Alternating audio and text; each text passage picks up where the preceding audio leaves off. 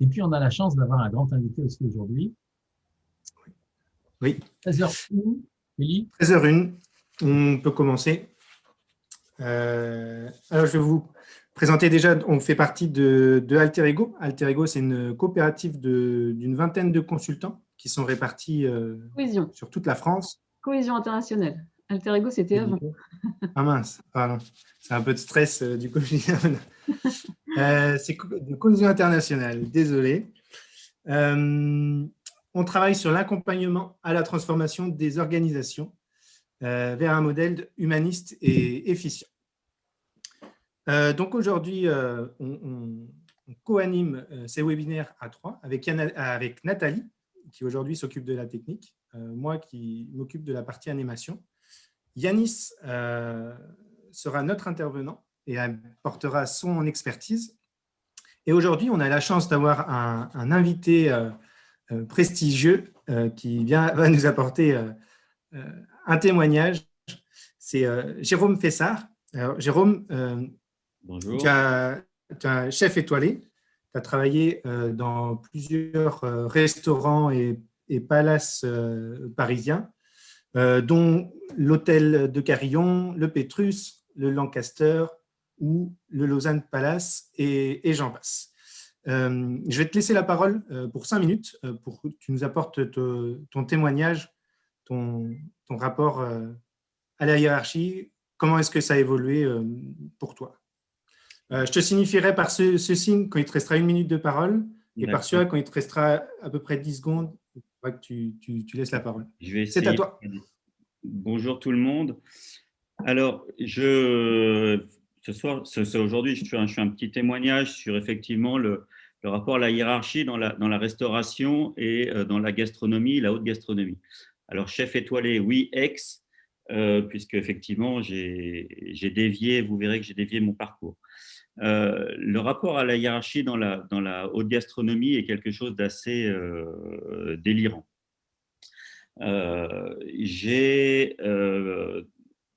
De 16 à 43 ans, j'ai passé ma vie dans les étoilés, dans les palaces.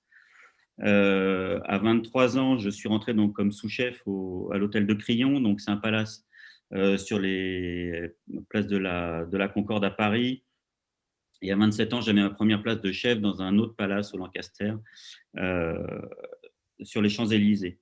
La hiérarchie est quelque chose d'assez, je dirais, morbide dans la restauration. C'est quelque chose d'assez mortel. Oui, dis-moi. Est-ce que tu pourrais illustrer concrètement comment est-ce que ça s'exprime concrètement? Alors, ça s'exprime qu'il faut toujours être le meilleur. Il faut toujours être le meilleur, il faut toujours être plus, toujours faire plus. Et donc, marcher, entre guillemets, excusez-moi le terme, mais marcher un peu sur les autres. C'est-à-dire qu'il faut prendre la place d'un autre pour avancer.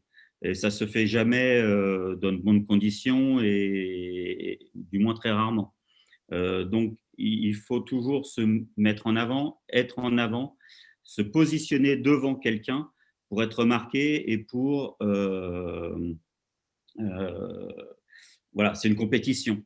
Je vois effectivement milieu ultra compétitif, c'est vraiment une compétition, mais sans faire de sentiment. Ma première place de sous-chef, je l'ai eue en regardant un chef et en lui disant que le sous-chef en question était mauvais et que je voulais sa place. Je vous laisse imaginer l'ambiance. Par la suite, c'est un milieu qui est bien rémunéré, mais on achète votre vie. Donc ça veut dire qu'il faut un investissement, il faut s'investir dans le poste énormément, et ça coûte la vie privée en règle générale. Enfin, du moins moi, c'est ce qui a été mon cas. Et comment est-ce que ça a évolué après?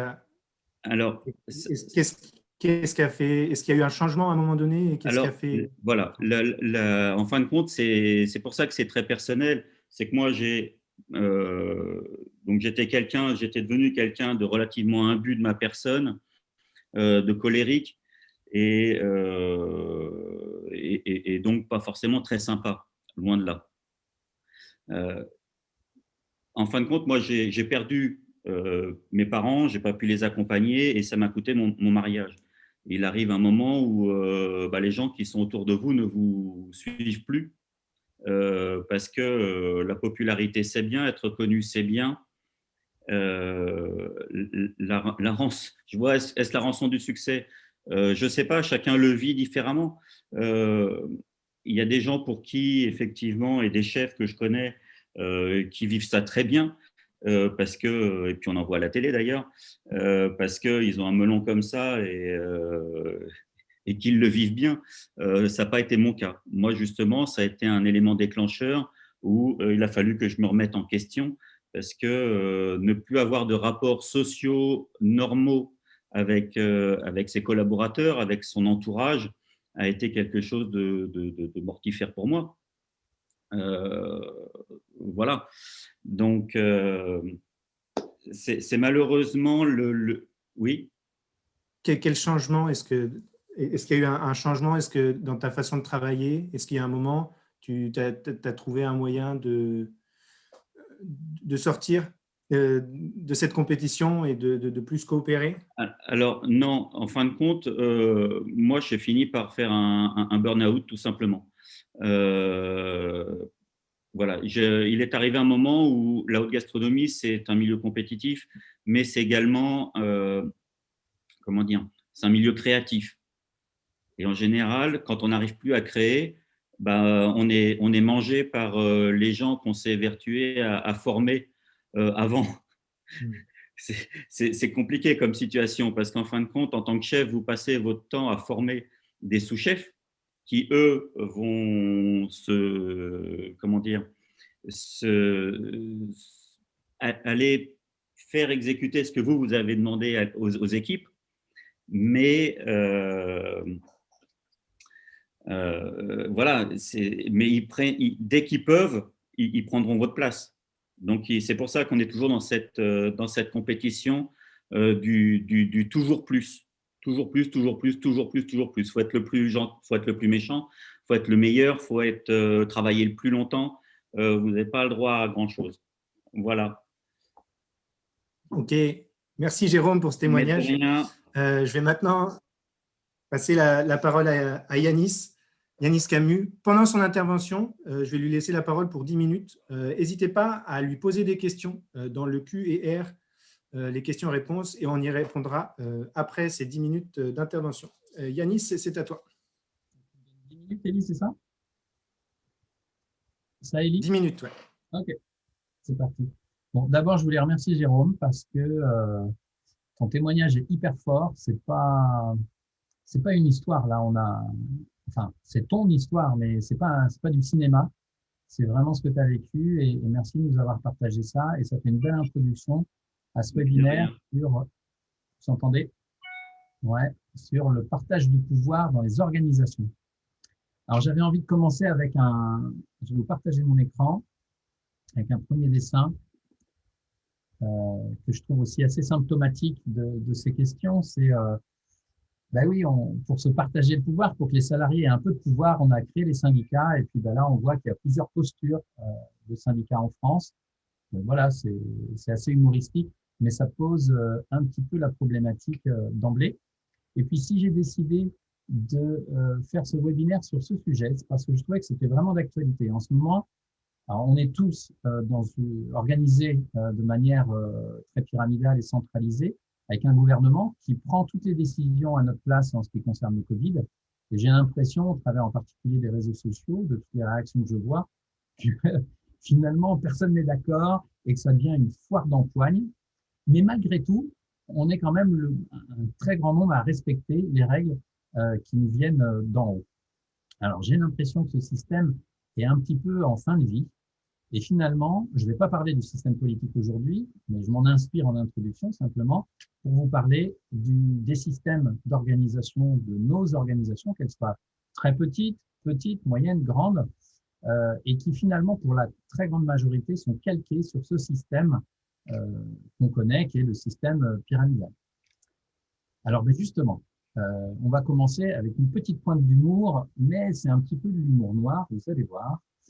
Tac, tac, tac, je repartage mon écran, puisque voilà dans quel type d'organisation au pluriel on vit. Alors, je lis, si vous ne voyez pas bien ce qu'elle écrit. Quand ceux du haut regardent en bas, ils ne voient que de la merde. Et quand ceux du bas regardent en haut, ils ne voient que des trous du cul. Alors, bon, j'aimais bien l'image parce qu'elle est rigolote, mais en même temps, elle pose bien la problématique de nos organisations pyramidales.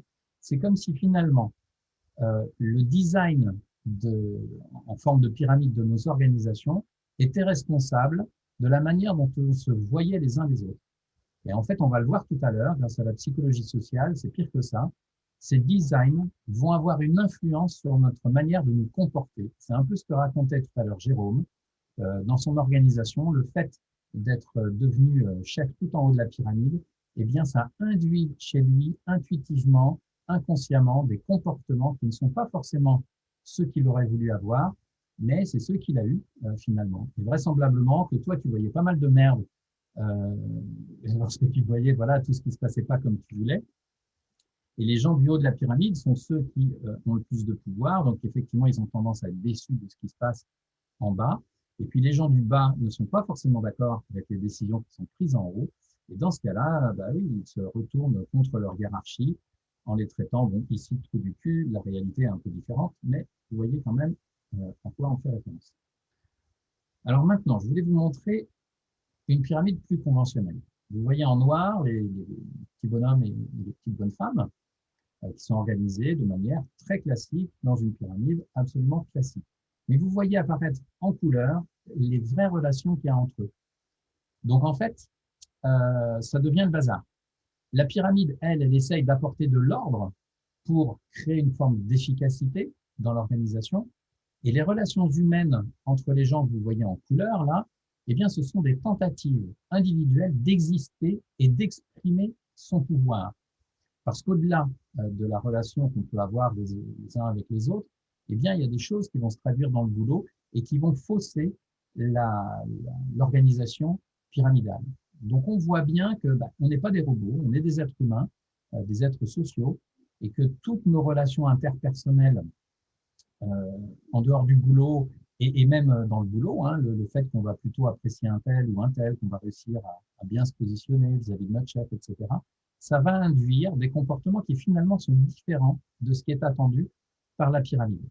Donc la pyramide a des conséquences plutôt nocives, on l'a vu tout à l'heure, sur nos comportements individuels, voilà, et les relations qu'on crée en dehors, elles aussi vont accentuer le problème.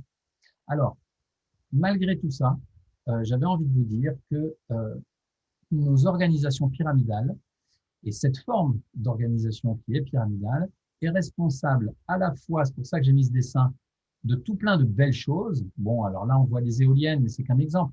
On pourrait prendre toutes les découvertes dans tous les domaines finalement de la vie, que ce soit de l'urbanisme, de la santé, de la culture, enfin de tout un tas de domaines auxquels sont liées nos vies d'êtres humains.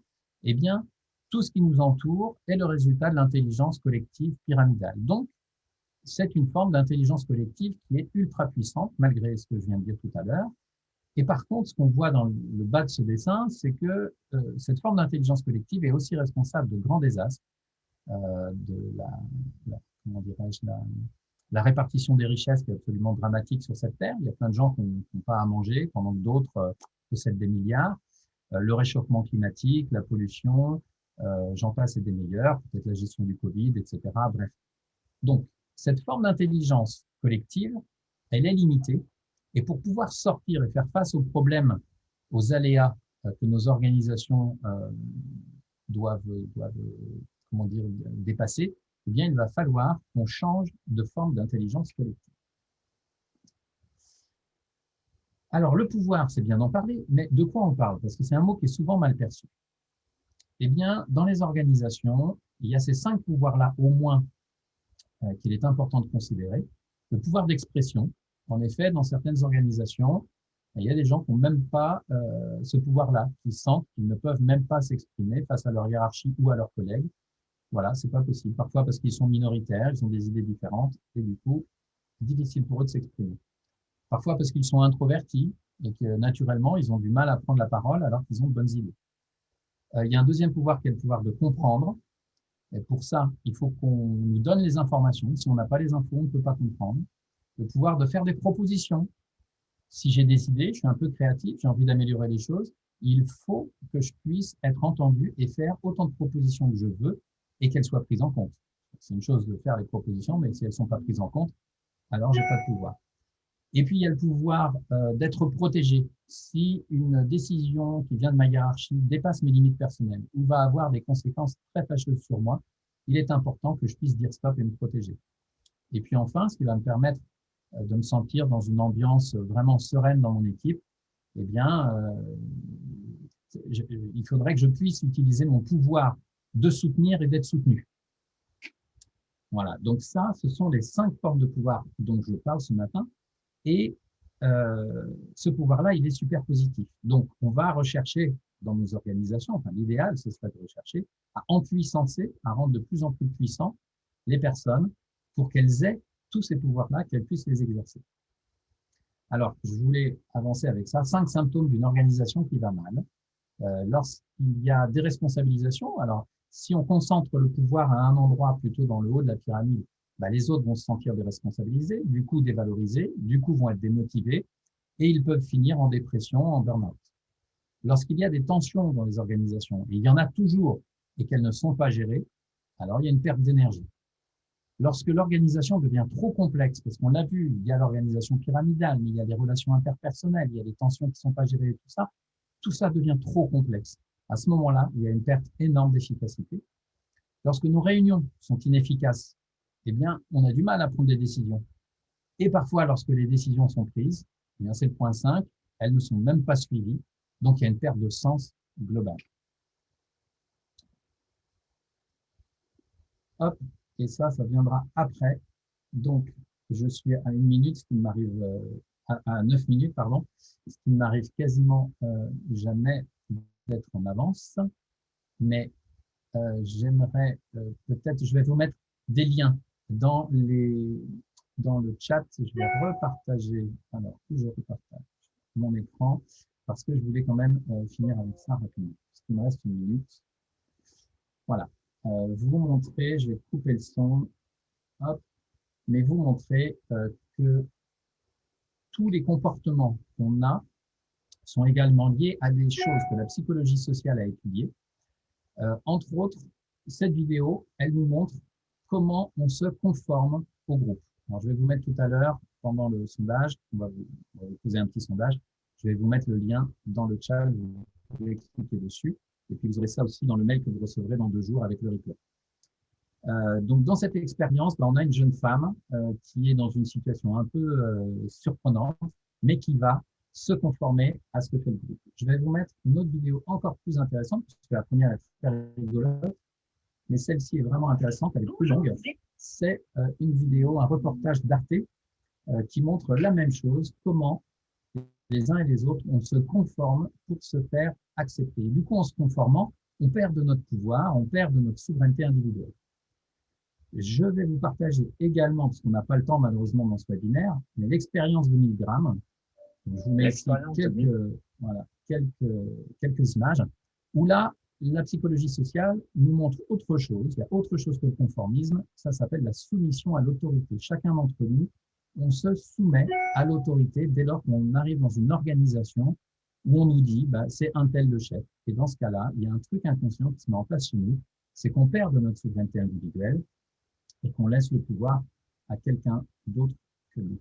Et ça peut aller très loin, puisque Milgram explique que la montée du nazisme en Allemagne était due à cette chose-là, entre autres. Et puis, il y a une autre expérience qui va, elle aussi très loin, qui s'appelle l'expérience de Stanford, et qui montre l'effet Lucifer. Donc, dans cette expérience, vous en avez peut-être entendu parler, on a pris 24 personnes divisées en 2 groupes, et on a dit à la moitié du groupe, vous êtes en prison, et à l'autre moitié, vous êtes les gardiens. Et ça s'est très mal passé, puisqu'il y a eu énormément de violence qui très naturellement s'est mise en place. Voilà, je ne vous en dis pas plus, je vous laisse aller regarder tout ça, mais tout ça, c'est pour montrer qu'effectivement, le design de nos organisations, la manière dont on s'organise les uns les autres, va conditionner nos comportements, et tout ça, ça se fait de manière inconsciente. C'était la première partie de mon intervention, et je propose à Nathalie de partager maintenant le premier sondage. Si tu veux bien, Nat. Parce que l'idée, c'est de rendre les choses un peu interactives et de vous proposer de répondre à ce sondage. Alors, je ne sais pas si nous, on va le voir aussi, Nathalie. Ouais, super. Donc, ouais, voilà, vous avez le sondage qui apparaît. On vous laisse à peu près 1 minute pour y répondre. Et est-ce que vous avez déjà vécu ce genre de situation? Est-ce que vous n'avez pas osé dire des choses par soumission à l'autorité d'autrui? Est-ce que vous avez déjà accepté de faire des choses qui dépassaient vos limites face à une autorité? Est-ce que vous avez déjà omis d'exprimer des choses en étant impressionné devant un ou une responsable? Est-ce que vous êtes déjà senti comme le méchant petit canard et vous ne saviez pas comment changer cela? Est-ce que vous avez besoin de vous sentir apprécié là où vous travaillez? Est-ce que vous êtes déjà vu vous conformer pour vous faire accepter dans un groupe? Donc, vous cliquez uniquement si vous êtes concerné par la question. Si vous n'êtes pas concerné, une fois, vous ne cliquez pas. Je suis étonné de certains résultats. C'est bon, là, peut-être… Hop. Ok, merci. Du coup, je reviens vite fait sur les résultats, Elie. Ouais, je te laisse commenter. Tu as 1 minute même pour commenter.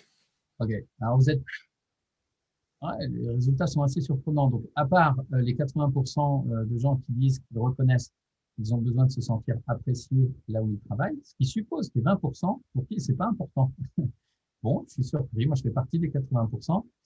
Mais sinon, alors c'est assez contrasté. En fait, vous êtes environ 50% à avoir répondu de manière positive aux autres questions, sauf à la question « J'ai déjà accepté de faire des choses qui dépassaient mes limites face à une autorité ».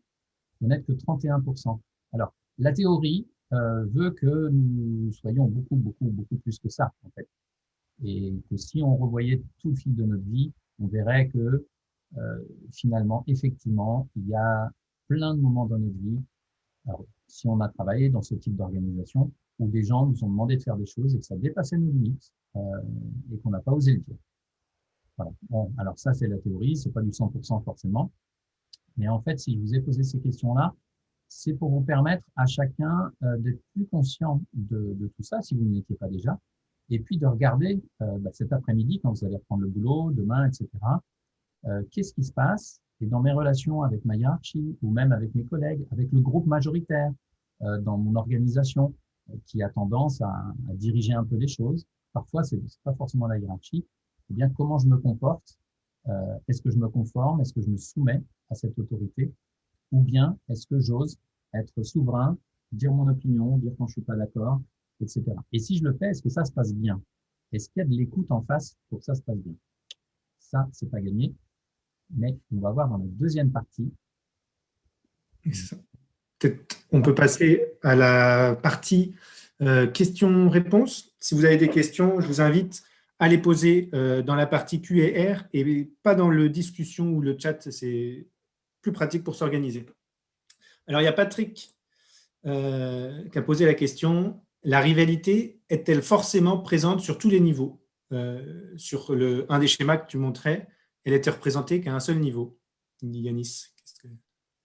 Bon, je n'ai pas trop de réponse à ça. Je pense que la rivalité, elle peut se faire effectivement à tous les niveaux, entre les niveaux. Enfin, c'est complexe. Et la rivalité, c'est un petit peu ce que nous racontait Jérôme tout à l'heure. Elle se fait entre les individus.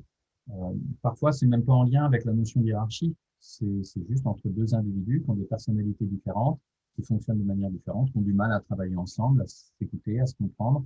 Et la rivalité apparaît là assez rapidement.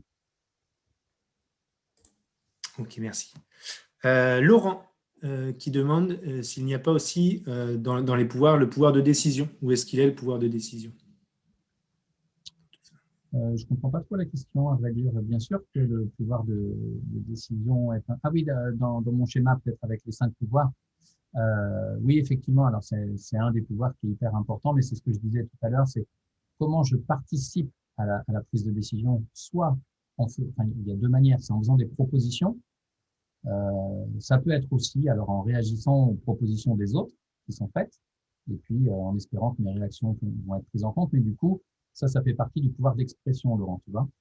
Et puis, dans la prise de décision, il y a aussi ce truc qui est important, c'est lorsque quelqu'un d'autre me fait une proposition, si cette proposition dépasse mes limites, est-ce que je peux poser mes limites? Est-ce que je peux dire, ben, en fait, non, là, ça va pas être possible, j'ai une objection, parce que les conséquences sur moi, ou peut-être sur d'autres, ou sur le groupe, ou sur le projet, vont être tellement fâcheuses qu'il est important que je pose ma limite et que je dise non. Voilà, voilà. Je vais en parler tout à l'heure de la notion d'objection, mais voilà. Donc oui, tout à fait. Peut-être une dernière question. Il y a Maude qui demande comment faire pour faire évoluer les mentalités avec les élus qui souvent sont dans la conquête du pouvoir. Alors Maud, effectivement, le champ politique n'est pas le champ le plus simple parce que comme tu le dis, ils sont dans la quête du pouvoir. En fait, la politique telle qu'elle est faite aujourd'hui, alors la politique avec un petit p, hein, pas la politique avec un grand P, mais cette politique-là, c'est un jeu de compétition. Donc, on a face à nous des compétiteurs. Alors, ça dépend à quel niveau. Si on est à un petit niveau local, c'est pas toujours le cas. On a des gens qui sont pas forcément là-dedans. Mais plus on monte dans les sphères de pouvoir, plus on a face à nous des gens qui prennent plaisir à jouer un jeu de pouvoir, un jeu de compétition. Et du coup, changer les mentalités de gens qui prennent plaisir à jouer à ce type de jeu pour les amener dans un jeu plutôt de la coopération, bah, par exemple, ça va être très compliqué. Alors que j'ai pas de solution toute faite. L'idéal, ce serait de les inviter à des webinaires comme celui-ci pour commencer, à des conférences. Et puis, il y a un truc qui permet vraiment le changement. Et dans l'histoire de Jérôme, c'était ça aussi qu'il racontait, c'est la souffrance. Donc, si les élus vivent des grands moments de trahison, comme c'est souvent le cas, hein, on a vu Macron qui trahit Hollande, etc. Il y a beaucoup de trahison dans le champ politique. Eh bien, ces gens-là, à un moment donné, vont tellement souffrir qu'ils vont avoir envie d'aller vers du changement. Et c'est peut-être là, lorsqu'ils sont connectés à leur fragilité, qu'ils vont être le plus à même de s'intéresser à ce dont je vais parler dans un instant. Voilà, j'ai vu ton signe, Elie, donc je raccourcis. Oui, raccourci. Oui, parce qu'il y a déjà 30, on a un petit peu de retard. Maintenant, je vais vous inviter à lever la main s'il y en a des personnes qui veulent réagir à ce qu'on se dit, qui ont été d'accord ou au contraire qui ne sont pas d'accord avec quelque chose qui a été exprimé.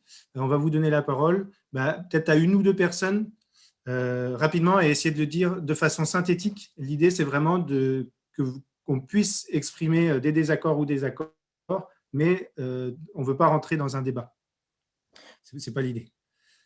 Donc, vous avez la possibilité de lever la main. Si on a la...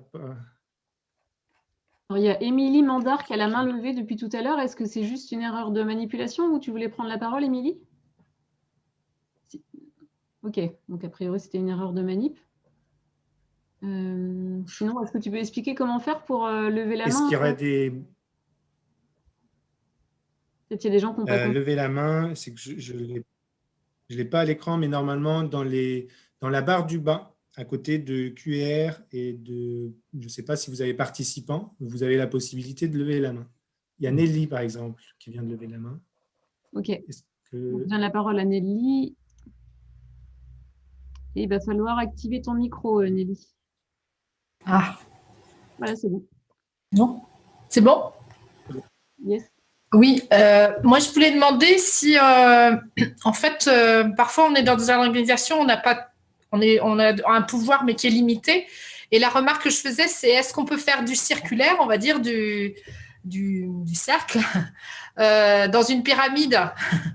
Parce que on a toujours un pouvoir à un endroit, mais on ne peut pas tout changer. Mais est-ce que dans vos expériences d'accompagnement, vous vous rendez compte que quelle que soit la place qu'on occupe, on a quand même un pouvoir de diffuser ou de rayonner à un endroit, même si ça ne change pas tout le système?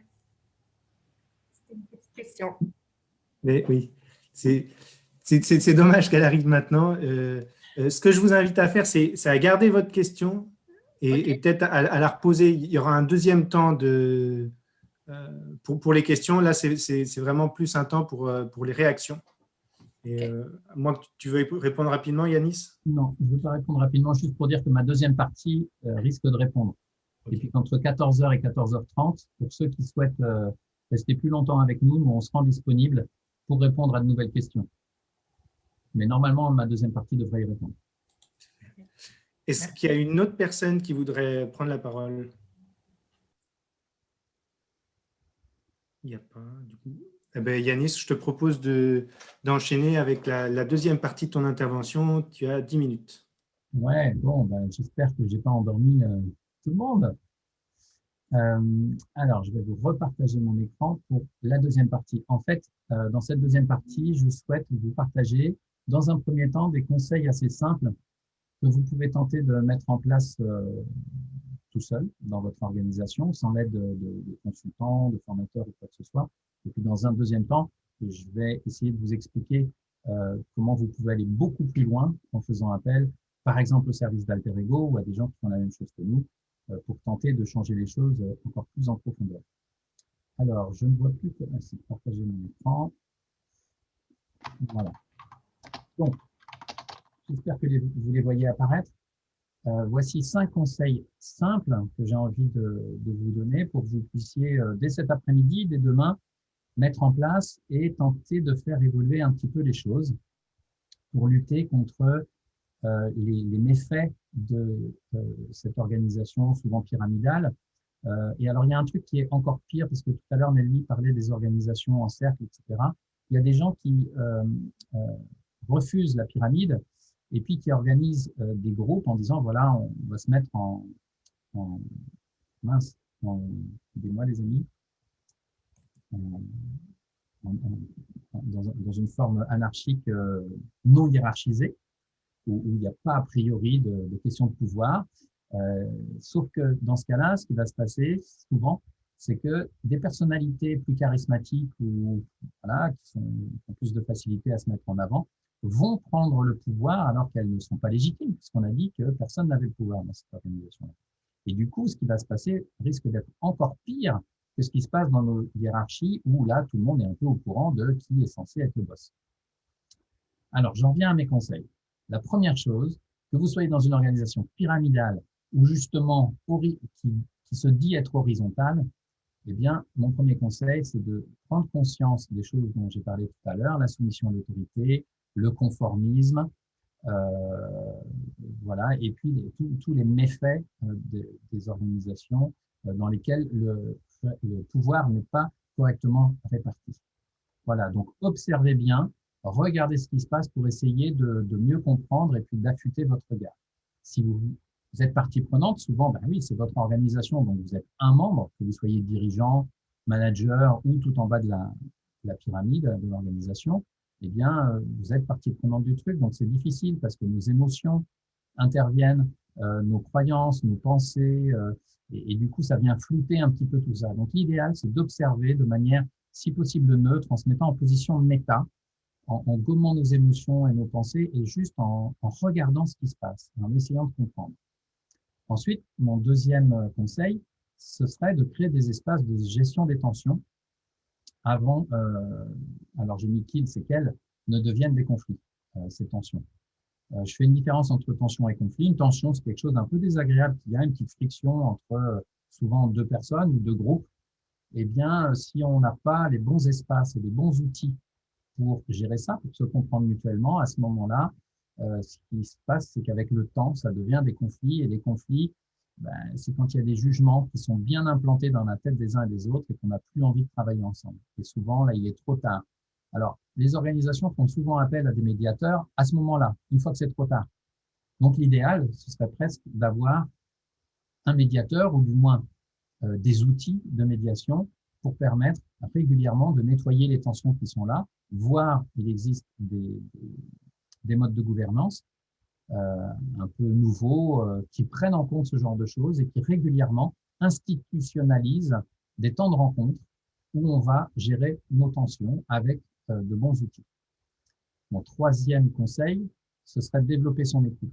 Donc, que vous soyez dirigeant, manager ou un simple collaborateur, eh bien, développez votre écoute des autres. Plus vous allez développer votre écoute et apprendre à essayer de comprendre, c'est pas développer son écoute simplement pour écouter, c'est écouter pour comprendre pourquoi l'autre dit un truc qui est tellement différent de ce que moi je veux. Derrière, il y a des besoins et quand on développe ça, ça fait avancer le schmilblick. Quatrième conseil, c'est d'oser exprimer et dire ses limites, y compris lorsque votre N+5 vous dit de faire un truc et qui va avoir des conséquences absolument fâcheuses sur vous ou sur l'organisation, voilà, dire en fait non, c'est pas possible. J'aimerais bien vous faire plaisir, j'aimerais bien le faire, mais je ne peux pas. Parce que regardez ce qui va se passer et ça, c'est pas possible pour moi de l'accepter. Tranquillement, sans s'énerver. Et puis enfin, le cinquième conseil, c'est soutenir vos collègues en espérant que ça se diffuse dans l'organisation et que vos collègues, plutôt que de se faire la guéguerre, comme l'expliquait Jérôme tout à l'heure, petit à petit, ils décident eux aussi de vous soutenir et de se soutenir mutuellement. Donc ça, c'était les 5 conseils simples pour commencer à faire bouger l'organisation. Maintenant, si on veut aller plus loin, eh bien, voilà ce que la sociocratie, qui est un mode de gouvernance qui a été créé dans les années 70-80 par un Hollandais, voilà ce que la sociocratie nous apporte. C'est assez simple. La sociocratie, c'est pas un dogme, c'est pas une recette complète pour dire comment doit fonctionner une organisation ou toutes les organisations, mais elle nous donne, en particulier les 3 premiers points, vous allez voir, des choses assez claires qui vont nous permettre de faire fonctionner des organisations de manière beaucoup plus efficace et dans le respect des êtres humains qui les composent. Donc, le premier point, c'est le cercle. Alors, tout à l'heure, Nelly a commencé à utiliser le mot. Dans un cercle, en sociocratie, c'est un espace où on va prendre des décisions stratégiques ensemble. Donc, une des premières règles que nous amène la sociocratie, je vous le montre là, c'est apposer des cercles qui sont en réalité des réunions mensuelles de prise de décision où toutes les personnes de 2 niveaux hiérarchiques ont participé à cette réunion.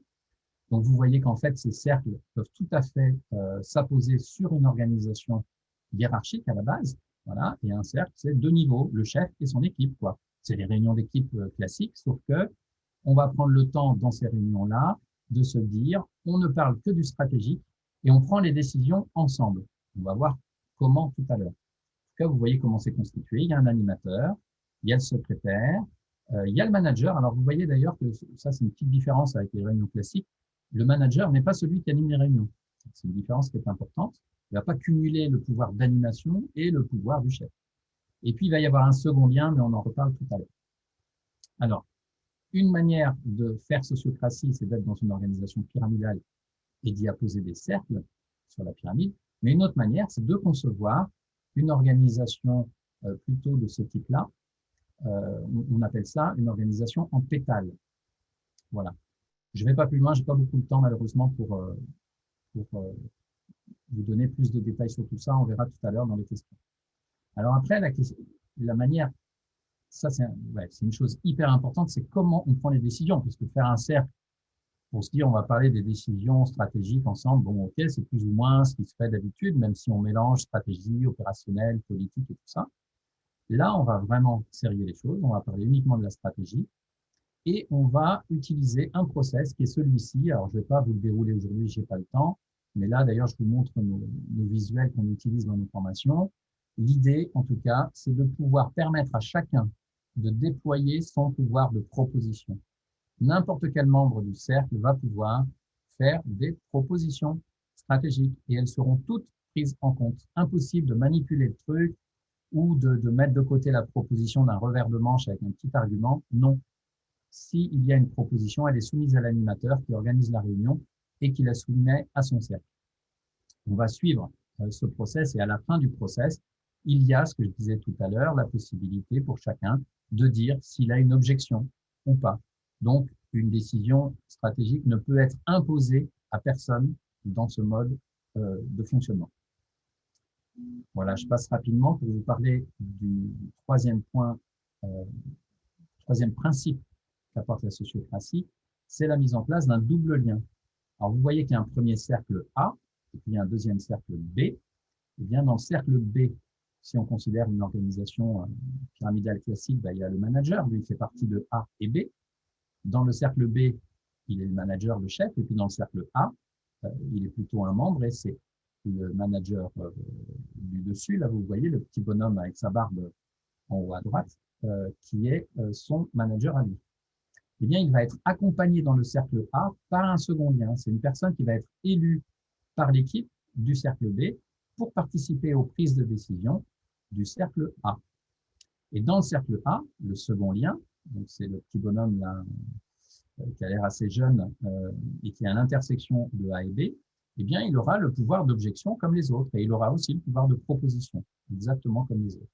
Et ce qui est important dans la création de ce double lien, c'est que finalement, c'est un vecteur de communication absolument extraordinaire et que lorsque ça fonctionne comme ça, l'organisation, si par exemple un membre du cercle B est mécontent d'une décision qui vient de A, eh bien, il pourra non seulement s'en prendre à son chef, mais aussi à la personne qu'il a élue comme second lien pour dire « mais pourquoi vous avez pris cette décision? C'est pas possible ». Et pour information, alors ça fait pas partie des 4 principes, mais c'est important de le savoir, en mode sociocratique, toute décision peut être remise en cause à condition que la personne qui la remette en cause ait une réelle objection. Et une objection, c'est pas « je suis pas d'accord », c'est pas « j'ai une préférence de faire autrement ». Une objection, c'est si on met ça en place, il va y avoir des conséquences fâcheuses sur moi, sur quelqu'un d'autre, sur l'organisation, le projet ou l'environnement.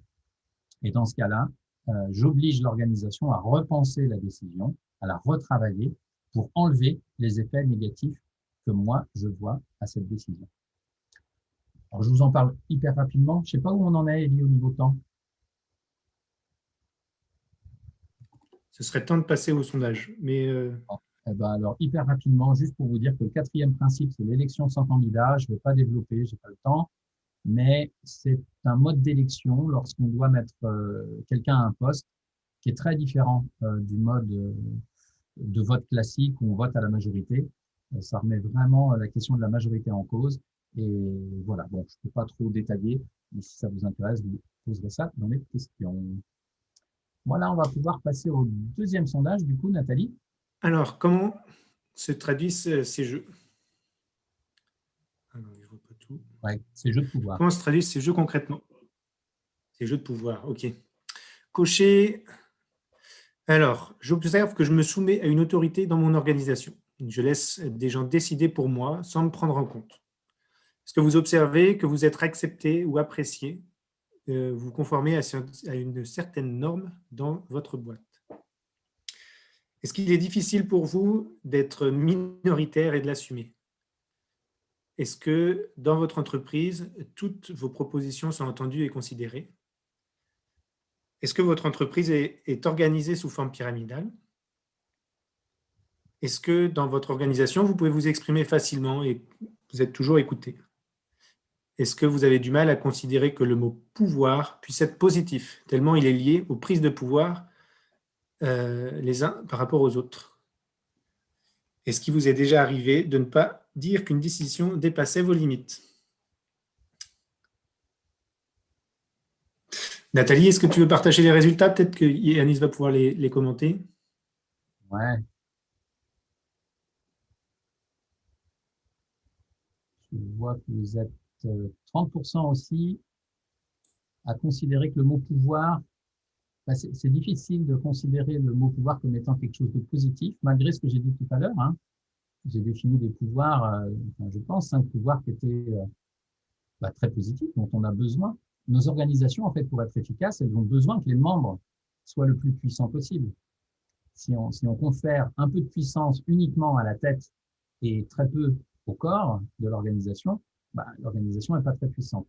L'idéal, c'est que la tête, s'il y a une tête, soit hyper puissante et que le corps soit hyper puissant.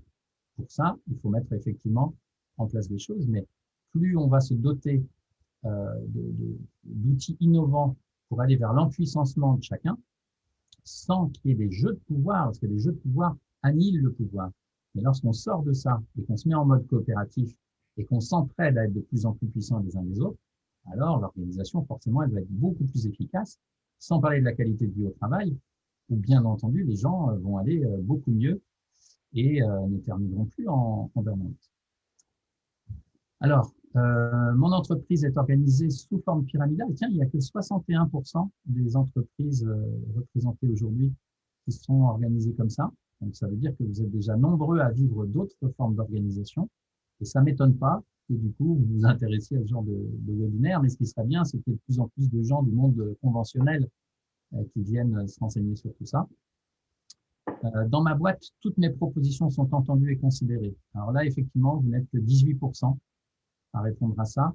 Donc, ça montre bien que même dans les organisations qui ne sont pas pyramidales, les 40% là, il y a encore un certain nombre qui n'ont pas mis en place des espaces ou cette règle du jeu où toutes les propositions doivent être prises en compte. Alors, je parlais tout à l'heure surtout des décisions stratégiques, parce que si on doit prendre absolument en compte toutes les idées opérationnelles, là, c'est pas forcément, ça devient très compliqué et là, on n'a pas aujourd'hui d'outils pour ça. Ok, j'observe que pour être accepté ou apprécié, je me conforme. Là, vous êtes toujours 41%. Et vous êtes 33% à dire que c'est difficile d'être minoritaire et de l'assumer. Ok, je suis surpris. Pour moi, quand j'interviens dans des organisations comme ça en tant que membre, par exemple dans une association, ce genre de choses, j'ai toujours beaucoup de mal à assumer ça. Bon, de plus en plus quand même, j'essaye de développer ma souveraineté individuelle, mais ça reste compliqué. Excuse-moi Yannick, je vais te couper. Ouais. Je vois que le temps passe et il y a des questions qui sont intéressantes dans le chat et je pense qu'on pourrait répondre. Si vous avez d'autres questions, n'hésitez pas à les poser dans, j'ai dit le chat, mais ce n'est pas dans le chat qu'il faut les poser, c'est dans l'espace questions et réponses. Il y avait Danila qui demandait, qui dit décision, dit responsabilité. Comment partage-t-on la responsabilité ? Alors, c'est une bonne question. En fait, dans le paradigme actuel, effectivement, on considère que dès lors qu'il y a un chef, c'est lui qui porte la responsabilité. Et lorsqu'on prend une décision, si elle est mauvaise, c'est lui qui va devoir assumer la responsabilité.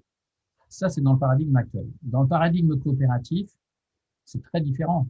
On est tous responsables des décisions qu'on prend en commun. Et même si notre esprit coopératif, il doit émerger dans un monde qui ne l'est pas et qui considère que légalement, on va taper sur la tête, quoi. Si la tête fait, si l'organisation fait une connerie, on va aller chercher le chef et puis on va l'amener dans un tribunal. Le chef, en fait, il faut pas l'oublier, a autant de pouvoir dans une organisation sociocratique que les autres membres. Je vous rappelle, pouvoir de faire des propositions et le pouvoir d'objection. Donc, ce fameux chef, si un jour son organisation a fauté, a fait une connerie, effectivement, il va se retrouver au tribunal, etc. Ça, on ne peut rien pour l'instant par rapport à ça. Et puis, il risque d'être très ennuyé. Mais en réalité, il a pu utiliser son pouvoir d'objection au moment de la prise de décision. S'il ne l'a pas fait, oui, il sait qu'effectivement, il risque quelque chose et plus que les autres. Mais voilà, il a tout à fait le pouvoir d'utiliser son objection au moment où on lui demande. Donc, en réalité, ça ne fait pas perdre du pouvoir au chef, mais ça lui en fait gagner. Parce qu'imaginez, dans une réunion, dans un CODIR, par exemple, où on est une dizaine à réfléchir à une proposition, il n'est pas tout seul dans son bureau à se dire « bon, il faut que je prenne la bonne décision parce qu'attention, si je me plante, je risque de gros problèmes ». Il a 9 personnes avec lui qui réfléchissent et qui, dans leur cerveau, sont tout ensemble à se dire « bon, est-ce que j'ai une objection à faire passer cette proposition, à la transformer en décision ?» C'est-à-dire, est-ce qu'il peut y avoir des conséquences fâcheuses ? Sur les 10, ça m'étonnerait s'il y a des conséquences fâcheuses. Il y a moins de risques de ne pas les voir parce qu'on est 10. Quand on est tout seul dans son bureau à réfléchir, on peut passer à côté d'informations. Moi, je l'ai vécu dans mon organisation, donc je peux en témoigner. Une secrétaire nous a permis de ne pas nous planter en nous donnant des infos qu'on n'avait pas. Et si on avait fonctionné de manière classique, on serait allé dans le mur. Voilà, grâce à ce système. Merci à Marie-Claire, elle est peut-être là aujourd'hui d'ailleurs. Elle nous a évité d'aller dans le mur. Et est-ce qu'il y a peut-être une autre question? On est un petit peu en retard. Si on veut essayer de terminer à l'heure, s'il y a des gens qui doivent nous quitter, est-ce que tu pourrais répondre synthétiquement? Comment créer des espaces de gestion de conflits, par exemple? C'est Christelle qui pose cette question. Ouais, alors là, il y a des gens, il y a des groupes en ce moment qui réfléchissent à ça de manière assez poussée. Je te renvoie vers les systèmes restauratifs. Si tu peux taper ça sur Internet. C'est pour l'instant, pour moi, ce qu'il y a de plus développé en termes de réflexion sur tout ça. Donc, système restauratif, c'est des gens issus de la communication non violente qui ont commencé à développer des choses au Brésil. J'ai vu qu'il y avait une personne du Brésil aujourd'hui avec nous, ben voilà, dans les favelas, où il y a des relations hyper violentes. Un CNViste, M. Barter, je crois, a commencé à développer des expérimentations hyper intéressantes. Et en fait,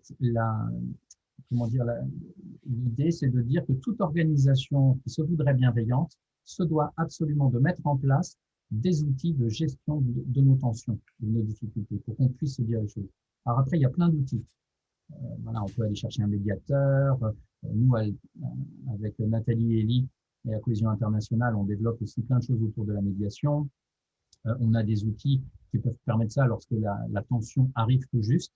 Et puis parfois, quand elle est importante et qu'elle est bien ancrée, il faut des outils un petit peu plus puissants. Et puis, il faut de la méthode, il faut du temps pour gérer ça. Mais c'est du temps qu'on va gagner sur plein d'autres choses après. Voilà. Imaginez combien ça coûte un licenciement. Si grâce à ces outils-là, on peut éviter du turnover, on peut éviter des arrêts maladie qui tombent de partout, voilà, on peut éviter des burn-out, ben, ma foi, on gagne à la fois en efficacité énormément, et puis on gagne aussi en qualité de vie au travail. Je vais mettre fin à ce temps de questions-réponses, juste pour vous laisser la parole pour les réactions. Vos questions, gardez vos questions et continuez à en poser. À la fin du webinaire, on restera 30 minutes de plus pour répondre à vos questions. Mais s'il y a des personnes qui doivent nous quitter, je veux leur laisser le temps de réagir si elles le souhaitent. Donc, comme tout à l'heure, je vous invite à lever la main si vous voulez réagir. Donc, c'est vraiment une réaction. Ce n'est pas les questions, ce sera pour après. Est-ce qu'il y en a parmi vous qui souhaiteraient prendre la parole? Alors, je vous rappelle, c'est dans dans les onglets du bas. Vous pouvez lever la main. Nathalie. Oui, simplement, je ne sais pas si je rebondis un peu par rapport au témoignage de Jérôme Fessard, qui nous expliquait que lui-même était dans un fonctionnement de compétition et que du coup, il fallait qu'il prenne sa place. Et moi, personnellement, dans les organisations, j'ai toujours été quelqu'un qui écoute, qui suis dans l'écoute, qui souhaite pas prendre la place de l'un ou de l'autre, qui fasse attention donc à la liberté de chacun et notamment parfois j'en oubliais même la mienne automatiquement, puisque c'est vrai que dans ce genre d'organisation où la compétition est très forte, enfin où les gens veulent toujours la part du gâteau, veulent toujours être... C'est difficile de se recentrer quand on n'a pas du tout cet état d'esprit. Et comment fait-on pour avancer? Parce que personnellement, j'ai pas réussi à avancer dans les organisations comme ça, hiérarchisées, pyramidales, puisque tout le monde, c'est pas du tout évident. Donc, je suis sortie de ce contexte en voulant créer ma propre entreprise, en voulant créer justement sur justement l'accompagnement managérial, mais autrement. Et j'ai même du mal, même dans ce monde de l'entrepreneuriat, où il y a aussi ce système de compétition et de pouvoir, à aussi m'imposer en tant qu'entrepreneur. Donc, je me dis que ce soit en entreprise, en tant que salarié ou en tant qu'entrepreneur, comment faire quand on est dans un autre état d'esprit et que pourtant on met tout en avant voilà, avec toute... je ne vais pas m'étaler, mais je pense que vous avez compris l'esprit. Donc voilà, je pose ma question, comment peut-on faire dans ces systèmes-là? Merci Nathalie. Alors, je vois, c'est une réaction question. Et la question, je vous invite à la garder. On va la garder, on y répondra à la fin du webinaire pour laisser peut-être la possibilité à une autre personne de prendre la parole. Je vois Pascal lever la main, Franck aussi. Nathalie, je te laisse choisir. Salut Pascal. Oui, Pascal a la parole. Bonjour à tout le monde. Oui, juste une réaction, un complément pour la gestion des tensions.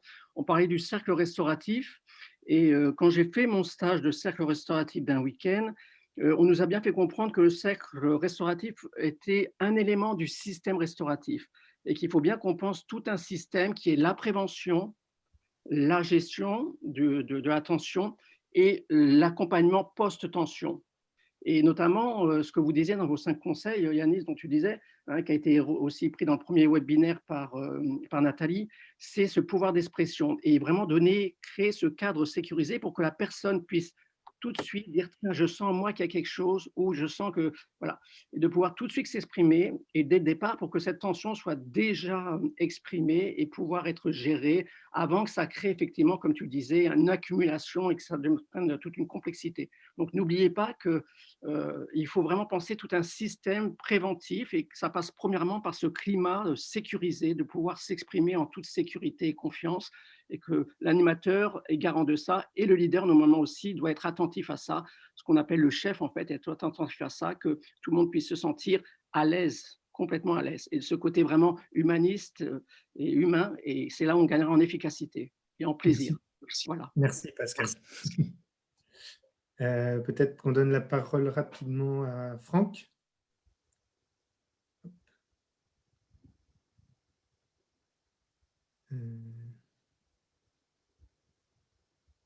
Franck, vous n'avez pas la parole, il suffit d'activer. Pardon, excusez-moi, je l'avais. Oui. Donc, Franck, je me suis présenté brièvement. Donc, comme Jérôme Fessard, j'ai travaillé dans le secteur de la restauration pendant 18 ans, mais pas en tant que chef, en tant que responsable administratif, social et comptable. Et contrairement à lui, moi, j'ai travaillé dans un groupe où il y avait un esprit totalement collaboratif. Et j'ai eu du mal quand j'ai quitté ce groupe à retrouver cette ambiance-là de travail. Et donc, par diverses expériences où je suis tombé, par exemple, sur des gens qui sont bornés, qui sont réticents à tout changement. Donc, quand vous tombez sur des gens comme cela, comment voyez-vous les choses? Moi, j'ai pris ma solution qui a été de me remettre à mon compte pour me remettre dans le travail collaboratif. Merci Franck. Je vous invite à garder votre question, pareil, à la poser dans l'espace questions-réponses. C'est la fin de ce webinaire. Donc, pour ceux qui doivent partir, vous allez pouvoir y aller. Yanis, tu veux prendre la parole rapidement? Ouais, très rapidement, 2 secondes. C'était pour vous partager ça parce que du coup, j'expliquais tout à l'heure comment pouvoir aller plus loin dans tout ça, puis pour pouvoir répondre à toutes ces questions. Là, il y a une foultitude de questions importantes. Nathalie et moi, on a mis en place ces formations. Donc, on va travailler sur 3 niveaux, sur le niveau structurel, le niveau opérationnel et le niveau relationnel. Donc, je commence très rapidement avec les gens de pour 1 minute. Au niveau relationnel, il y a 3 formations qu'anime Nathalie, travailler ensemble avec nos différents profils de personnalité, sur la communication coopérative, comment développer l'efficacité et la bienveillance, et puis travailler ensemble malgré nos désaccords et nos différences. Je t'invite, Nat, si tu veux bien, à mettre le lien vers le site internet dans le chat pour que les gens puissent éventuellement retrouver tout ça. Et puis moi, j'anime 3 modules de formation. Un qui est manager en coopération avec la sociocratie, un autre sur améliorer l'animation des réunions d'équipe et les CODIR, et puis, du coup, concevoir et animer une démarche participative. Voilà. Donc là, on a 3 jours à chaque fois, à peu près, c'est ça, je crois, un module, pour pouvoir vraiment aller plus loin dans notre réflexion sur toute cette question de la répartition du pouvoir, de quels outils on utilise, etc. Et là, forcément, on est plus outillé pour retourner dans son organisation et essayer de faire avancer les choses. Voilà. Merci. Eh bien, c'est la fin de ce webinaire. Si vous rencontrez cette problématique autour de la gestion du pouvoir dans les organisations, vous pouvez prendre rendez-vous avec l'un d'entre nous. Donc, vous pouvez aussi vous inscrire à nos formations, comme Yanis vient de le dire. Vous recevrez un mail d'ici 48 heures où vous aurez un lien vers le replay.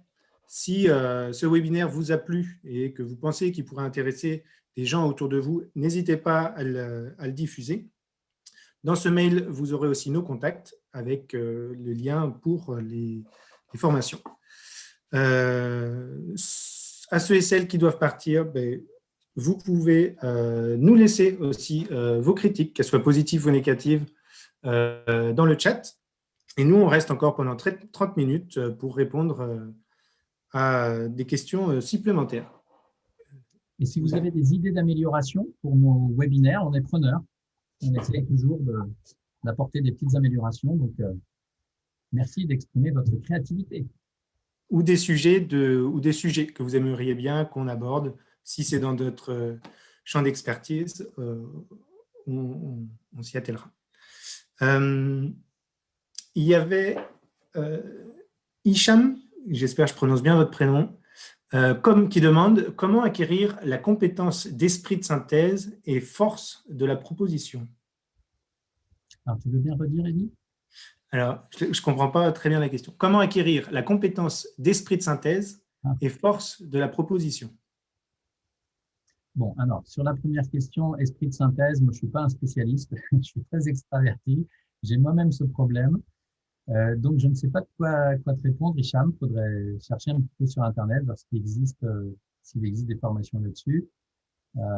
En tout cas, ce qu'on fait, alors ça ne va pas forcément aider vraiment les gens à avoir un esprit de synthèse, mais dans nos techniques d'animation, dans nos réunions, on va utiliser beaucoup les tours de cercle. On va demander à chacun de prendre la parole. Nous, en cohésion, on utilise aussi un certain nombre de gestes pour montrer aux gens lorsque, voilà, là, il y a digression, lorsque ça prend trop de temps. Et donc, ça va aider les extravertis à s'auto-cadrer un petit peu. Après, moi, ça fait quand même quelques années que j'utilise tous ces outils-là. J'observe que j'ai toujours autant de mal à être synthétique. Bon, voilà. Mais en tout cas, dans les réunions, je ne peux plus prendre autant de place que ce que je prenais dans les réunions classiques du temps où je fonctionnais de manière plus classique. Voilà. Il y a un spectateur anonyme qui demande si l'excès de coopération, de solidarité, l'esprit de corps peut être nuisible à une organisation. Et il cite l'exemple sur les impunités dans les dossiers de violences policières qui nuisent à l'image de l'ensemble de la police. Les supérieurs devraient-ils être jugés plus responsables de leurs actes? Je suppose que c'est ça. Ah, super intéressant. C'est la première fois qu'on pose cette question-là. Et puis, l'exemple est intéressant. Alors, moi, j'ai l'impression que ce qui se passe, l'exemple est bon de la police, ce qui se passe, c'est que comme on n'a pas de sécurité, c'est-à-dire que les policiers se sentent attaqués et qu'ils ne se sentent pas eux-mêmes en sécurité, eh bien, ils vont avoir recours à cet esprit de corps pour trouver de la sécurité. Maintenant, si vous leur apportez de la sécurité, vous leur dites, voilà, on a le droit d'être critiqué, on va prendre en compte les critiques, parce qu'en fait, les critiques, c'est quelque chose de positif, c'est pour nous faire évoluer. Et de toute façon, chers amis policiers, vous avez le pouvoir d'objection à tout moment. Donc, on ne va rien vous imposer. Et vous avez le pouvoir de proposition parce que vous avez des besoins, vous avez des manques, en fait. Vous avez des besoins qui ne sont pas satisfaits. Donc, vous pouvez faire autant de propositions que vous voulez. Et si personne n'a d'objection, eh bien, les décisions vont être prises, vont aller dans votre sens. Après, ce qui est compliqué, effectivement, là, la question, elle est sur quelque chose qui ne concerne pas une petite organisation, c'est quelque chose de sociétal, ça devient un peu politique. Donc, je vous l'ai dit, toutes les considérations politiques, je les réserve à d'autres webinaires, c'est encore un peu plus complexe. Là, pour aujourd'hui, ce qui était important pour moi, c'était de partager qu'est-ce qu'on peut faire à notre niveau dans nos organisations. Donc, on n'est pas en train de révolutionner l'organisation de l'État français.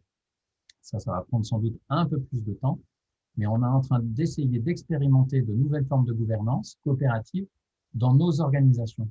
Et plus on va faire d'expérimentations positives, joyeuses, qui fonctionnent, plus on pourra s'en inspirer peut-être un jour pour transformer le système politique.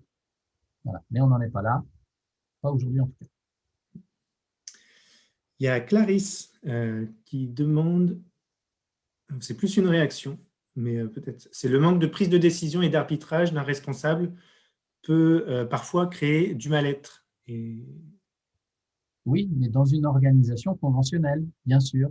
Si le chef, on a attendu qu'il prenne des décisions dans une organisation pyramidale classique. S'il ne le fait pas, du coup, il n'y a pas de décision prise, donc on n'avance pas, effectivement. Mais là, Clarisse, vous êtes en train de parler de l'ancien paradigme. Moi, ce dont je parle aujourd'hui, le nouveau paradigme coopératif, c'est que les décisions, on les prend ensemble. Donc, on ne peut plus reprocher à son chef de ne pas prendre des décisions, puisqu'en fait, il y a des réunions une fois par mois pour prendre des décisions importantes ensemble. Voilà. Donc, on parle vraiment là de deux choses assez différentes.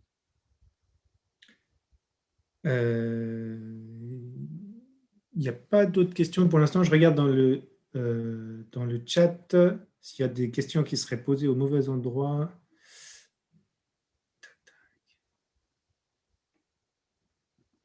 Si vous avez d'autres questions, n'hésitez pas à les poser dans le question-réponse.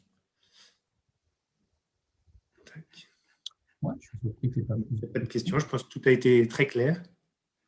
Waouh, j'aurais été synthétique et clair. Il y a Maud qui dit « Je trouve ça dommage de ne pas avoir eu les réponses de Jérôme aux 2 questions qui lui ont été posées. » Est-ce que Jérôme est toujours là? J'ai l'impression qu'il a fait signe tout à l'heure qu'il devait y aller. Ah, ouais. Ok. Ouais. Je sais que Jérôme a répondu à quelques questions en les tapant dans la partie résolue de questions et réponses. Vous pouvez voir peut-être ses réponses.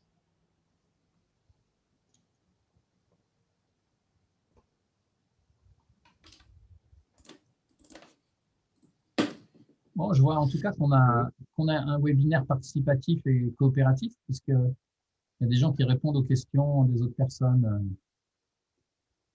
OK. C'est parti. Naturellement, vous voyez, on coopère. Il y a une question de Paul. Alors, une remarque, vous n'évoquez pas du tout la question du pouvoir sous l'angle de l'analyse systémique. Est-ce un choix? Si oui, comment vous l'expliquez? Et dans le témoignage de Jérôme Fessard, on voit bien que c'est un système d'acteurs qui est en place et qui est source de souffrance. C'est ce que j'ai essayé d'expliquer tout à l'heure avec mes histoires de pyramide et puis le deuxième dessin, où on voit toutes les relations, etc., qui sont hyper compliquées. Donc, peut-être que vous auriez aimé que j'aille plus loin dans cette analyse systémique. En tout cas, ce que j'ai voulu dire, pour être quand même synthétique et aller droit au but dans ce webinaire où le temps est compté, c'est que la forme, le design, donc le système dans lequel on s'insère en tant qu'individu pour fonctionner ensemble, va avoir des conséquences sur nos comportements, effectivement. Et donc, on perd en souveraineté. Si je rentre dans un système qui conditionne mes comportements, mes positions, etc., je perds en souveraineté individuelle et je deviens un petit peu comme un robot, quoi. Je deviens un petit peu comme un pion sur un échiquier.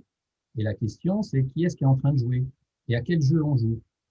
Donc nous, en mode coopératif, en sociocratie, ce qu'on essaye de faire, c'est de se dire, bon, on va déjà se mettre d'accord sur quel est l'objectif à atteindre, à quel jeu on veut jouer. Est-ce qu'on veut jouer à un jeu d'échiquier où on est les uns contre les autres, ou est-ce qu'on veut jouer à un autre jeu, plus collaboratif, où on se donne des objectifs communs, et puis on met en place des moyens, on décide ensemble pour les atteindre. C'est plus à ça qu'on veut jouer. Donc pour ça, il faut sortir des systèmes qui induisent tous ces comportements inconscients et tenter de mettre en place des systèmes qui vont nous permettre d'être plus conscients de ce qui se passe, d'être pas simplement acteurs, parce que j'entends souvent les gens dire oui, mais alors on n'est pas acteur dans nos organisations. Si, chacun est acteur, chacun agit, pas toujours en conscience, mais chacun agit. L'important, et ce qu'on cherche en sociocratie, c'est pas tant être acteur, c'est être l'auteur et être chacun les co-auteurs de l'histoire qu'on est en train d'écrire. Au final, de la société qu'on est en train de construire et de la vie qu'on a envie de vivre. Parce qu'on passe quand même plusieurs heures par jour au boulot avec ses collègues.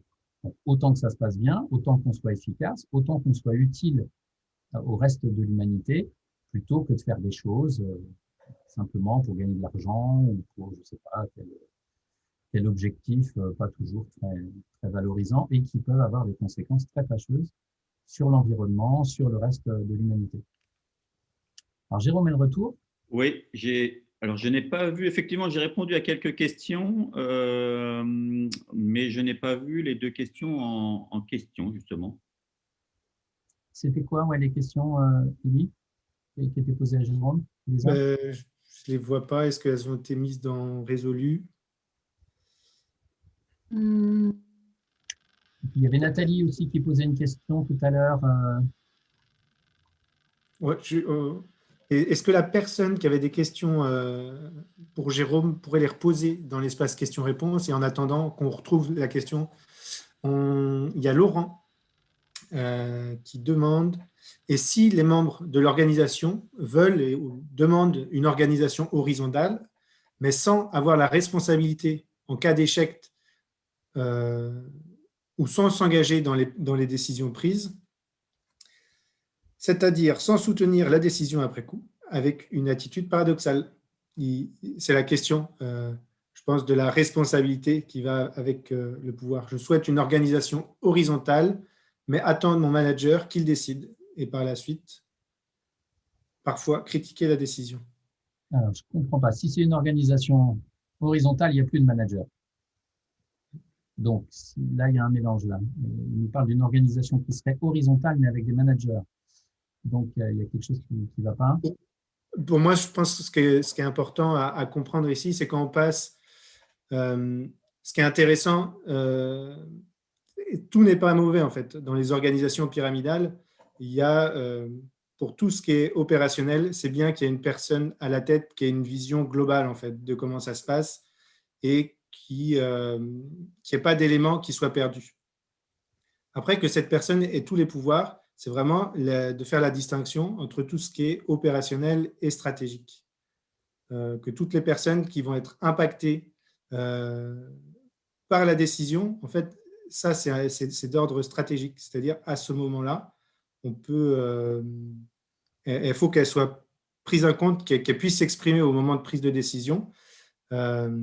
Mais on ne peut pas non plus… le risque, en fait, si on part tout horizontal, c'est de perdre en efficacité, en fait. Que ce soit des choses où, pour se mettre d'accord, on va mettre vraiment énormément de temps pour répondre à tes questions et du temps qu'on n'a souvent pas. C'est ce que je répondrais à cette réaction. Ouais, peut-être… Pardon, tu en avais une autre ou… J'avais une autre question après. Ouais, bon, alors vas-y. Alors. Et désolé, je pense qu'il faudrait qu'on creuse un petit peu pour bien comprendre la question. Ouais. Une question. Si on sort du contexte boîte privée, je me pose la question de l'intégration de la sociocratie à l'école et de manière générale avec les enfants. N'y a-t-il pas une certaine opposition à l'idée qu'un enfant a besoin de se confronter au pouvoir adulte d'après la connaissance des psychologues? Y a-t-il un âge de la raison sociocratique d'après vous? Bon, alors, je me pose beaucoup la question parce que je suis papa de 5 enfants. Mon grand a 18, mon petit a 8 ans. Et que depuis l'arrivée du premier, assez rapidement, j'ai voulu mettre en place des cercles sociocratiques dans ma famille. Alors, au début, avec 2 tout petits qui ne parlent pas, c'est compliqué. Mais en réalité, on a beaucoup travaillé avec Nathalie sur cette question-là et on a découvert qu'on pouvait s'inspirer des principes sociocratiques, y compris dans la relation à 2, en fait. Donc, la relation de couple, quand il s'agit d'une famille, mais la relation à 2, ça peut être de 2 collègues. Et qu'en fait, on peut s'inspirer du process de décision par consentement, que j'ai brossé de manière très rapide tout à l'heure, pour négocier les choses à 2. Quand il y en a un quand un des 2 veut quelque chose, puis que l'autre n'en a pas envie, eh bien, on a un process pour fluidifier ça, en fait. Bon, alors, pour revenir à la question sur l'éducation, je n'en sais rien. Ce que j'observe, c'est qu'aujourd'hui, je fais des cercles assez régulièrement dans ma famille. Mon petit de 8 ans participe. Alors, c'est pas toujours facile parce que les cercles, ça demande d'être un peu posé, de prendre le temps de s'exprimer, d'écouter les autres. Quand on a 8 ans, c'est pas toujours facile quand on a beaucoup d'énergie. Donc, il y a une négociation autour de ça. Et puis, par contre, ce qui me semble assez impressionnant, c'est de voir comment certains de mes enfants, à certains moments, se comportent comme des… Alors, c'est adulte au sens de l'analyse transactionnelle. Pour ceux qui connaissent, voilà, il y a différentes postures, la posture de l'enfant, la posture de l'adulte et la posture du parent. J'ai en tout cas ma fille de 16 ans qui, à plein de moments, passe dans cette posture très particulière où elle va parler avec beaucoup de sagesse, beaucoup de maturité, Et du coup, j'observe que ça a tendance à influencer aussi le reste de la famille. Alors, pas tous. Alors, j'espère qu'il ne m'écoute pas, mais mon grand, de temps en temps, je ne sais pas s'il est en train de me regarder, il a 18 ans pourtant, mais quand on parle de sujets qui le concernent et qu'on est en train de dire que peut-être il consomme un peu trop d'écran ou ce genre de choses et qu'on lui demande qu'est-ce que tu en penses, etc., eh bien, moi, je crois observer qu'il reste sur sa position d'aller vers son plaisir immédiat sans avoir cette capacité pour l'instant à se mettre en position méta et à voir ce qui se passe avec sagesse, avec distance et à pouvoir vraiment avoir la posture sociocratique. Donc, je ne sais pas quoi répondre. Il y a sans doute un âge, ouais. En tout cas, il y a plein d'expérimentations qui sont faites autour de ça et que je trouve absolument intéressantes.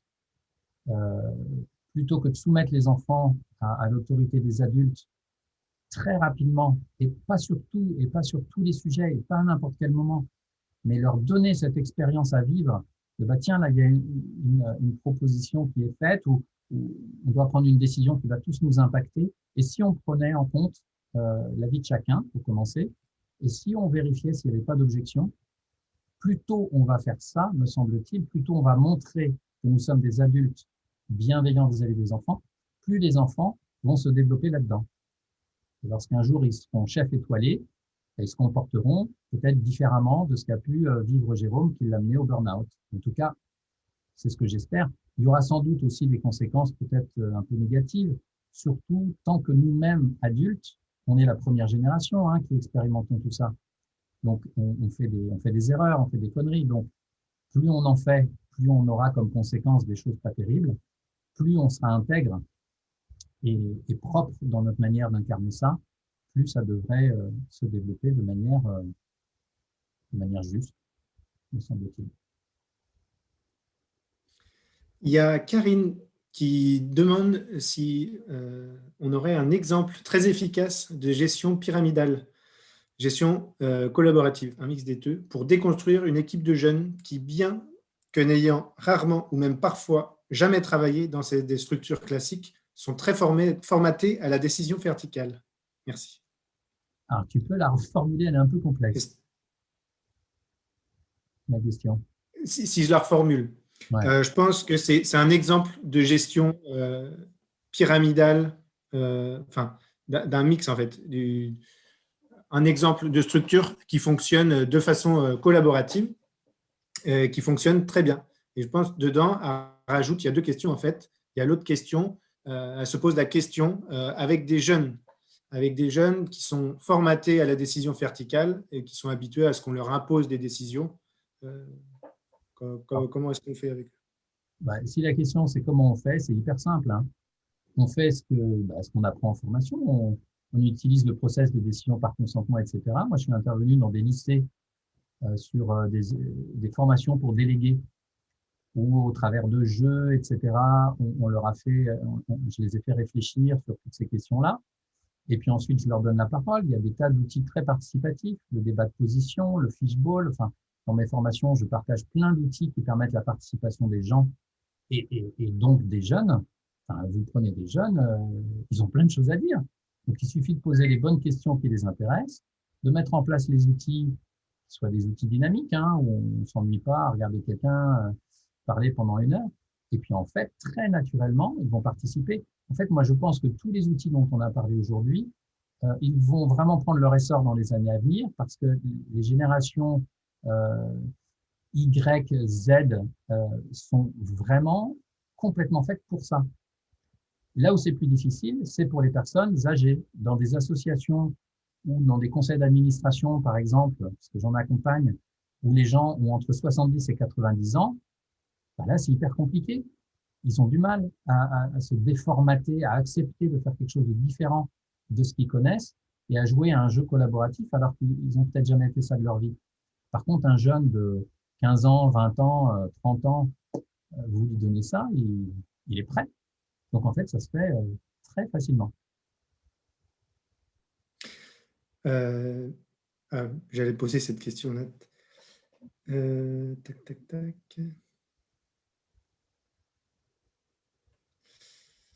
Il y a Anne qui demande Tac, tac, qui pose la question. Comment se battre contre des moulins à vent sans s'épuiser? C'est pas possible. Faut pas se battre.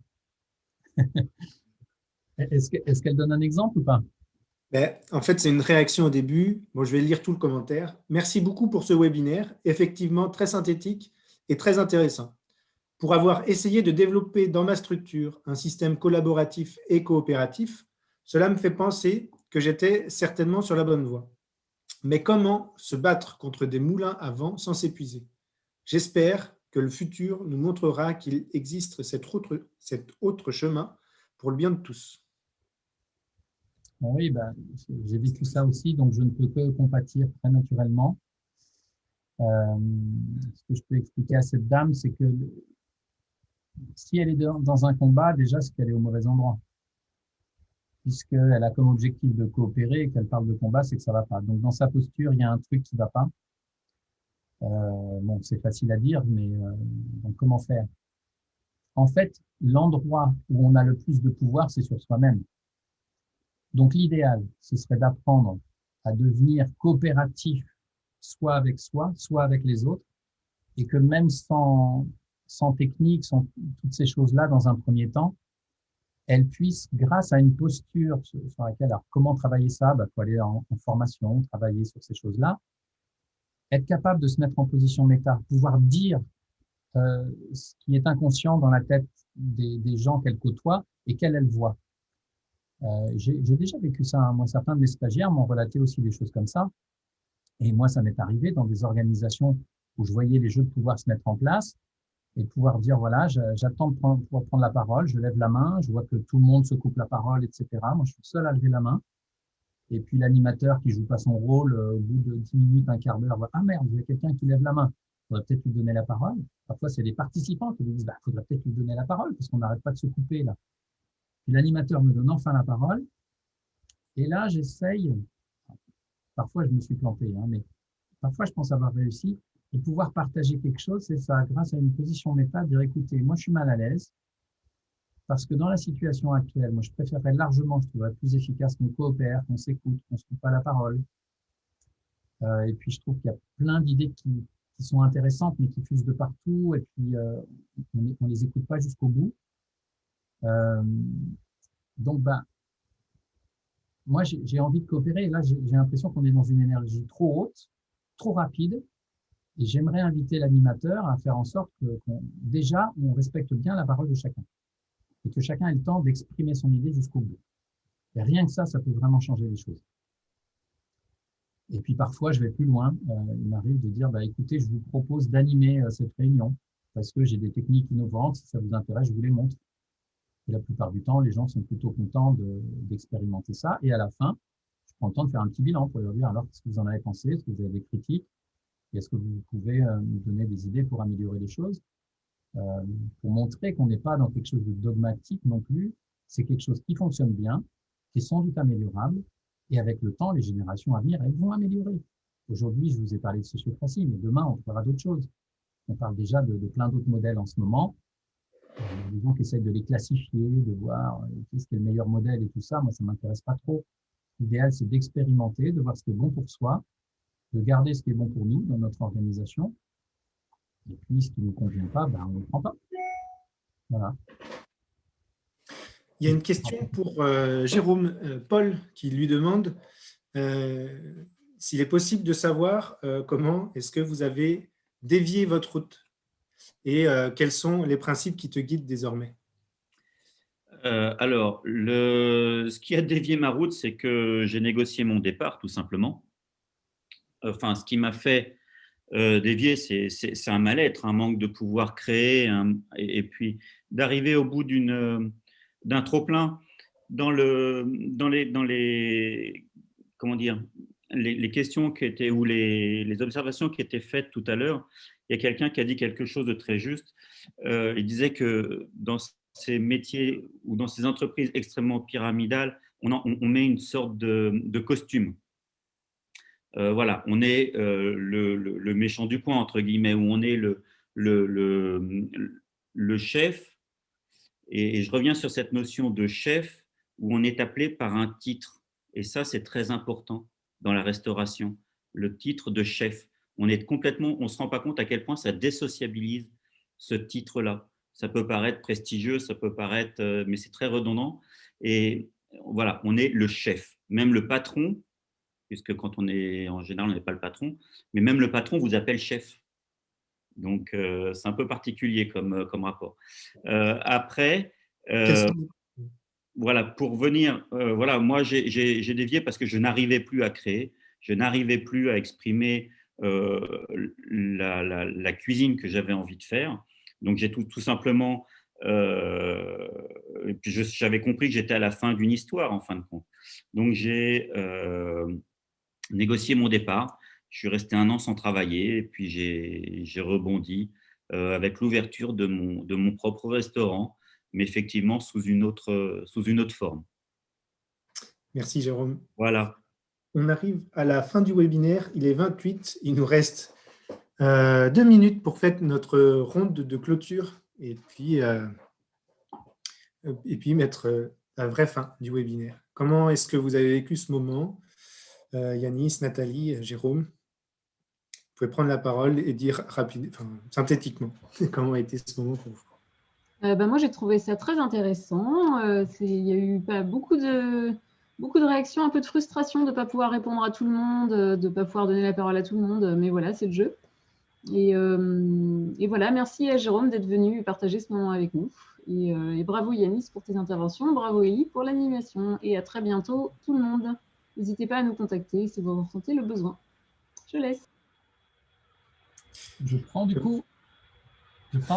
Moi, j'étais ravi. Merci, Élie, pour l'animation. Parce qu'effectivement, l'exercice de webinaire, il n'est pas simple. Il y a plein de choses à faire. Donc, merci à Nat pour la partie technique. Moi, je ne me suis pas embêté à regarder les questions et tout ça, parce qu'il y en avait trop. Je voyais tout ça défiler, mais je n'arrivais pas à lire et à parler en même temps et à réfléchir.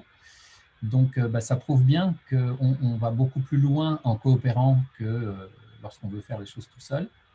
Élie, j'ai apprécié ta manière de bien cadrer les choses, de respecter le timing. Et puis Jérôme, j'ai énormément de gratitude parce que tu es venu à la maison il n'y a pas longtemps, tu m'as raconté ton histoire et quand tu m'as raconté ça, je me suis dit mais il faut absolument que tu témoignes dans mon webinaire. Voilà, ça me semblait parfait et tu as dit OK. Donc merci d'avoir su prendre la balle au bon et c'est super sympa, un très bel exemple que ce que tu nous as raconté. J'espère que ça va inspirer des dirigeants qui peut-être vivent des choses un peu similaires, mais peut-être ils n'étaient pas là ceux-là, peut-être pas, je ne sais pas. En tout cas, merci. Je ne sais pas. Mais merci à toi enfin, aussi de la proposition. C'est vrai que c'est toujours intéressant de parler de son parcours. Alors, comme je l'ai dit, c'est effectivement le mien. On voit effectivement à travers toutes les questions-réponses que tout le monde vit quelque chose de particulier dans son entreprise finalement. Donc ce n'est pas forcément facile de trouver son chemin dans cette jungle. Mais grâce à des webinaires comme celui-ci, ça permet d'exposer ses idées, de partager et peut-être de trouver des réponses à ces questions. Voilà, merci à toi. Moi, je suis très content aussi des différents échanges. Il y a eu beaucoup de monde aussi. C'est un succès. Je n'ai pas toujours été très à l'aise. J'ai un petit peu cafouillé. Avec la pression des questions, ce n'était pas tout au bon endroit. J'espère qu'on n'a pas loupé de questions et que vous n'êtes pas frustrés à côté. J'ai fait de mon mieux et je suis très content. C'est l'avantage aussi de travailler avec des gens qui coopèrent. Moi, ça m'aide vraiment, je me sens plus à l'aise et je me mets moins de pression en fait pour être parfait. Je fais de mon mieux et c'est accepté et c'est très bien comme ça. Voilà. Et avec ça, on peut mettre fin au webinaire, je pense. Je laisse Jérôme qui est en train de répondre à une dernière question, donc je te laisse le temps de taper, Jérôme, et puis après, je mettrai fin au webinaire. En tout cas, merci aux personnes qui ont pris le temps de venir s'informer sur tout ça. C'est super chouette, dans des moments de quasi-confinement, de sentir que, bon, on n'est pas tout seul et qu'on est malgré tout connecté grâce à Internet. Peut-être que vous ayez été si nombreux, ça c'est super chouette pour nous. Donc, bravo les collègues, belle réussite, on a bien bossé. Bon Jérôme, pour toi? C'est tout bon. J'envoie. Salut Jérôme, à bientôt. Merci, à On fera un bientôt. petit débrief tous les deux. Ouais. Et puis Nat et Ellie, on va se retrouver sur Zoom de l'autre côté pour faire un débrief. Ok, très bien. À tout de suite. À bientôt pour les autres. À bientôt, merci. Salut Patricia, Pascal, Olivier, Nelly, Simon, Sylvain. Et qui d'autre? Muriel, Michel, Hicham, Jean-Philippe, François. Salut François. Émilie. À bientôt tout le monde.